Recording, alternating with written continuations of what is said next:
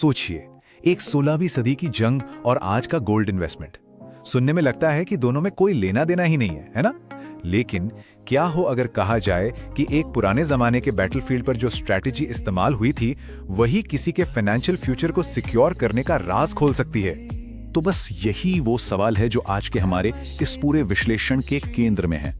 हम हल्दी घाटी की धूल भरी वादियों से निकलकर सीधे सोने चांदी के चमकते बाजार तक का सफर करेंगे और इस सफर में हम एक ऐसी स्ट्रैटेजी की परतें खोलेंगे जो टाइमलेस है। तो चलिए शुरू करते हैं और इसमें थोड़ा और गहरा उतरते हैं। तो हमारी कहानी की शुरुआत होती है इतिहास के उन पन्नों से जहां हल्दी घाटी का मशहूर युद्ध लड़ा गया था। देखिए, ये सिर्फ तलवारों और भालों की लड़ाई नहीं थी, नहीं, ये असल में दिमाग की जंग थी। एक ऐसी जंग जहां रणनीति यानी स्ट्रैटेजी ने ब्रूट फोर्स या कहें ताकत को मात दे दी थी। चलिए फटाफट से इस ऐतिहासिक लड़ाई के कुछ मेन फैक्ट्स देख लेते हैं। जगह थी राजस्थान का एक बहुत ही संकरा पहाड़ी दर्रा। तारीख थी 18 जून 1576 और आमने सामने कौन थे? एक तरफ थे मेवाड़ के महाराणा प्रताप और दूसरी तरफ थी मुगल साम्राज्य की एक बहुत बड़ी सेना जिसे लीड कर रहे थे मानसिंह प्रथम। अब यहाँ पर जो बात है ना, वो बहुत दिलचस्प है। दोनों सेनाओं के बीच जमीन आसमान का फर्क था। एक तरफ महाराणा प्रताप की सेना जो छोटी थी लेकिन बहुत ज्यादा फुर्तीली थी और सबसे बड़ी बात, उन्हें उस इलाके का चप्पा चप्पा पता था। और दूसरी तरफ मुगलों की विशाल सेना ताकतवर तो थी, इसमें कोई शक नहीं, लेकिन उस अनजान पहाड़ी इलाके में वो थोड़े से लॉस्ट थे, कंफ्यूज थे और बस यहीं से असली स्ट्रैटेजी का खेल शुरू होता है। तो अब सवाल ये है कि इस भारी अंतर का सामना कैसे किया जाए। महाराणा प्रताप ने इस्तेमाल किया छापामार युद्ध का, जिसे हम गुरिल्ला वॉरफेयर भी कहते हैं। अब ये होता क्या है? इसमें ना छोटी छोटी टुकड़ियां अचानक दुश्मन पर हमला करती हैं और फिर बिजली की तेजी से गायब हो जाती हैं, मतलब हिट एंड रन टैक्टिक्स। इस स्ट्रैटेजी ने क्या किया? उसने मुगलों की बड़ी सेना की जो ताकत थी उसी को उनकी सबसे बड़ी कमजोरी बना दिया। अच्छा, ये जो गुरिल्ला वॉरफेयर का कॉन्सेप्ट है ना, इसे जरा ध्यान में रखिएगा, ये आगे बहुत काम आएगा। तो चलिए अब गियर बदलते हैं। युद्ध के मैदान से निकलकर हम आते हैं आज की फाइनेंशियल दुनिया में और जानते हैं क्या, यहाँ भी एक किला बनाने की जरूरत पड़ती है। एक फाइनेंशियल किला जो हमें इकोनॉमिक उतार चढ़ाव से बचा सके। और इस किले की नींव क्या है? सोना और चांदी। अच्छा, लोग गोल्ड और सिल्वर में इन्वेस्ट करते ही क्यों हैं? इसके कई कारण हैं। सोच कर देखिए, ये पैसे को महंगाई मतलब इन्फ्लेशन से बचाता है। जब मार्केट में तूफान आया हो तो ये एक सेफ हेवन, एक सुरक्षित ठिकाना बन जाता है। ये पोर्टफोलियो को डाइवर्सिफाई करता है, मतलब सारे अंडे एक टोकरी में नहीं होते। और हाँ, लंबे समय में ये दौलत को बचाता भी है और बढ़ाता भी है। कुल मिलाकर ये एक बहुत ही मजबूत डिफेंसिव स्ट्रैटेजी। अब यहीं पर आता है एक बहुत जरूरी रणनीतिक चुनाव। सोने को आप समझ लीजिए अपनी फाइनेंशियल शील्ड यानी ढाल। ये स्टेबल है, सिक्योर है और इसका मेन काम है पैसे की रक्षा करना। और दूसरी तरफ है चांदी। ये एक भाले की तरह है।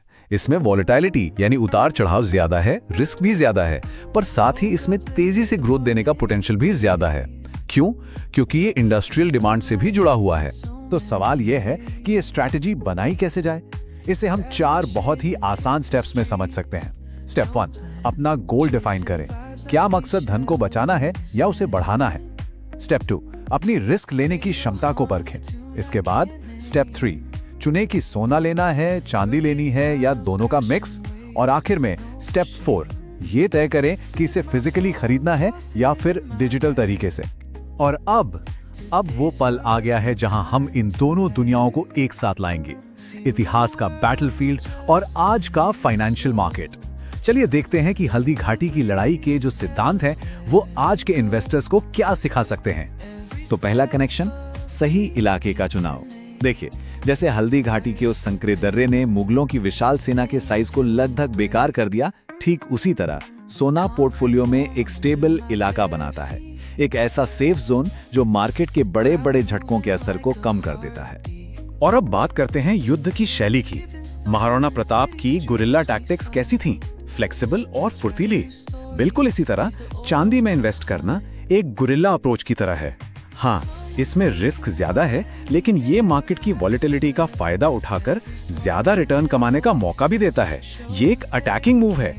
ये टेबल देखिए, इससे पूरी पिक्चर एकदम क्लियर हो जाती है। पोर्टफोलियो की जो कोर आर्मी है वो है सोना, चाहे वो फिजिकल गोल्ड हो या ETF। ये स्थिर ढाल है, फिर आती हैं गुरिल्ला यूनिट्स। वो है चांदी जो एक फुर्तीले भाले की तरह काम करती है।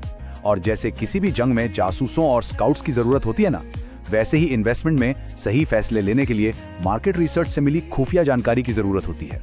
तो इस पूरे डिस्कशन से हम सीखते क्या हैं? बात सीधी सी है, चाहे जंग का मैदान हो या फिर स्टॉक मार्केट, कुछ सिद्धांत, कुछ प्रिंसिपल्स हमेशा काम करते हैं और यही सिद्धांत संपत्ति को सुरक्षित रखने की चाबी है।